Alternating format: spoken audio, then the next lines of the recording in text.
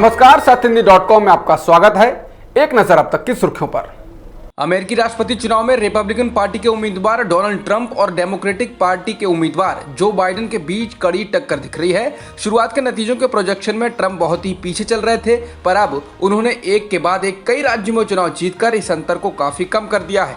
Trump इस समय 213 सीटों पर आगे चल रहे हैं, जबकि जो बाइडेन अभी भी उनसे आगे हैं और 224 सीटों पर बढ़त बनाए हुए हैं। राष्ट्रपति चुनाव की मतगणना जारी है, लेकिन इस बीच राजधानी वॉशिंगटन डीसी की सड़कों पर राष्ट्रपति डोनाल्ड ट्रंप के खिलाफ प्रदर्शन होने लगे हैं। कैपिटल से मार्च करते हुए सैकड़ों प्रदर्शनकारियों ने ट्रैफिक रोका और पटाखे फोड़े। कुछ लोगों ने नारे लगाए, अगर हमें न्याय नहीं मिलता है तो उन्हें भी शांति नहीं मिलेगी। जैसे कि आशंका थी वही होते हुए दिख रहा है। डोनाल्ड ट्रंप ने कहा है कि वो लगभग जीत ही गए थे और जश्न के लिए बाहर निकलने वाले थे, लेकिन अब गणना स्लो कर दी गई है। ट्रंप ने कहा कि वो आगे हैं, लेकिन वो लोग हमसे चुनाव चुराना चाहते हैं और वो हम होने नहीं देंगे। चुनाव खत्म होने के बाद वोट नहीं डाले जा सकते, इसलिए वो सुप्रीम कोर्ट का रुख करेंगे और काउंटिंग रुकवाने की अपील करेंगे। डेमोक्रेट्स उम्मीदवार जो बाइडेन की लीगल टीम का कहना है कि अगर डोनाल्ड ट्रंप नतीजों को लेकर सुप्रीम कोर्ट में जाते हैं तो उनकी टीम तैयार है। हम हर मोर्चे पर लड़ाई के लिए तैयार हैं। बता दें कि डोनाल्ड ट्रंप ने अपने बयान में कहा था कि कुछ जगहों पर गड़बड़ हो रही है, ऐसे में वो सुप्रीम कोर्ट जाएंगे। अब ऐसे में कयास लगाए जाने लगे हैं कि अमेरिकी चुनाव के नतीजे इतने आसानी से नहीं आएंगे और लड़ाई लंबी खिंच सकती है।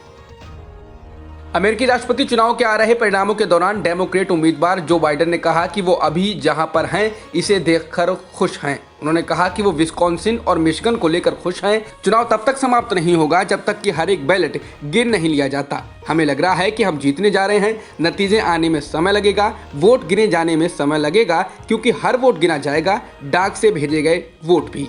मैं या ट्रंप घोषित नहीं कर सकते कि कौन जीता, ये अमेरिकी जनता तय करेगी।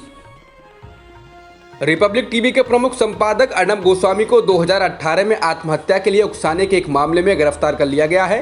रिपब्लिक टीवी चैनल की ओर से ट्वीट में उनकी गिरफ्तारी की पुष्टि की गई है। उनकी गिरफ्तारी 2018 में 53 साल के एक इंटीरियर डिजाइनर अन्वय और उसकी मां की आत्महत्या के मामले में की गई है।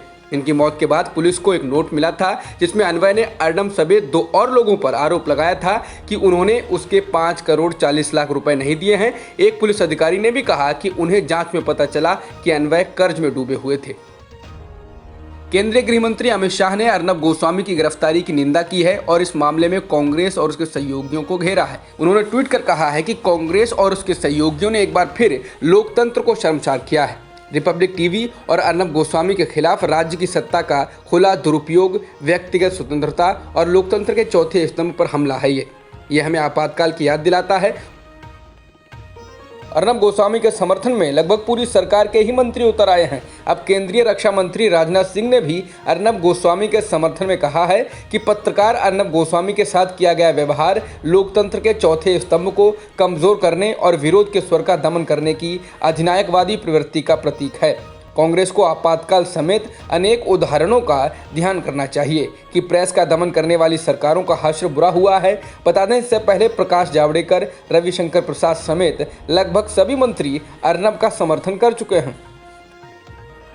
शिवसेना सांसद संजय राउत ने कहा है कि अर्नब गोस्वामी के खिलाफ की गई कार्रवाई का महाराष्ट्र सरकार से कोई संबंध नहीं है। उन्होंने कहा कि महाराष्ट्र की सरकार कभी भी बदले की भावना से कार्रवाई नहीं करती। महाराष्ट्र में कानून का राज है, यहाँ किसी तरह की अराजकता नहीं है।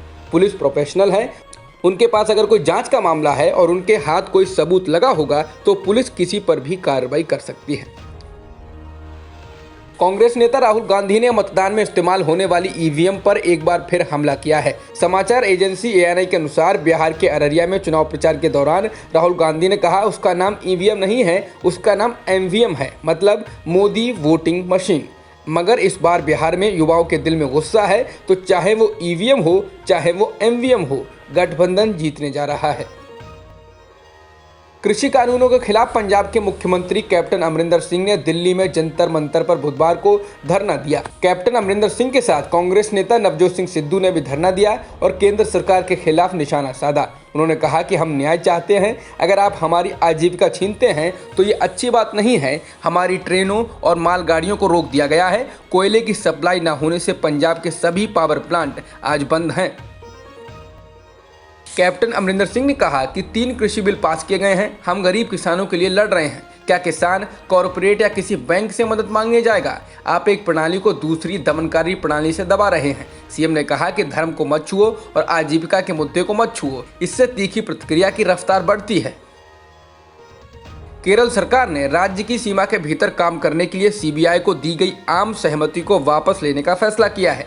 जांच एजेंसी को अब वहां मामले दर्ज करने से पहले राज्य सरकार से अनुमति लेनी होगी। गैर भाजपा शासित राज्यों में पश्चिम बंगाल, राजस्थान और महाराष्ट्र के बाद केरल भी इस सूची में शामिल हो गया है। गुजरात के अहमदाबाद में बुधवार को एक कपड़े के गोदाम में आग लग गई। आग के बाद बिल्डिंग में हुए धमाके की वजह से छत गिर गई। हादसे में 9 लोगों की मौत हो गई है। जानकारी के मुताबिक 4 लोगों के मलबे में दबे होने की आशंका है। आग बुझाने के लिए दमकल की गाड़ियां मौके पर पहुंच गई हैं।